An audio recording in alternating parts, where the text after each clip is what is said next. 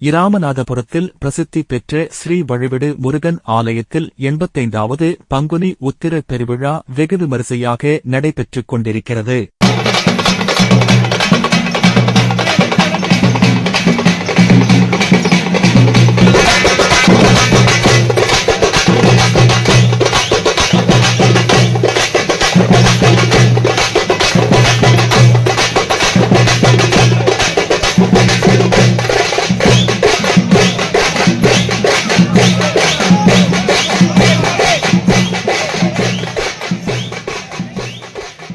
ராமநாதபுரம் மாவட்டம் நகர்ப்பகுதியில் அமைந்துள்ள பிரசித்தி பெற்ற ஸ்ரீ வழிவிடு முருகன் ஆலயத்தில் 85வது பங்குனி உத்திர பெருவிழா கடந்த ஏப்ரல் 2ஆம் தேதி கொடியேற்றத்துடன் தொடங்கியது.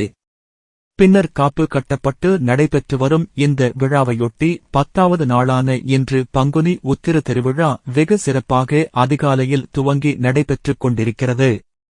ராமநாதபுரம் நொச்சிவயல் ஸ்ரீ பிரம்ம புரீஸ்வரர் ஆலயத்தில் இருந்து நூற்றுக்கணக்கான பக்தர்கள் வேல் போட்டு, பால்குடம், பால் காவடி, வேல் காவடி, பறவை காவடி, சப்பரக் காவடிகள் எடுத்து சாமியாடி பெரியார் நகர், அரண்மனை, வண்டிக்கார தெரு வழியாக ராமநாதபுரம் நகர் பகுதியில் அமைந்துள்ள ஸ்ரீ வழிவிடு முருகன் ஆலயத்திற்கு வந்து தங்களது நேர்த்திக் கடனை செலுத்தி வருகின்றனர்.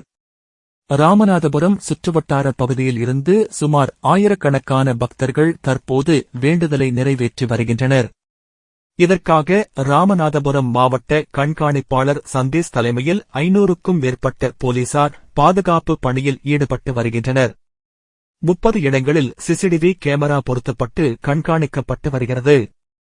இதனைத் தொடர்ந்து இன்று மாலை ஸ்ரீ வழிவிடு முருகன் ஆலயத்தின் முன்பாக பூக்குழி இறங்கும் வைபவம் நடைபெறவுள்ளது.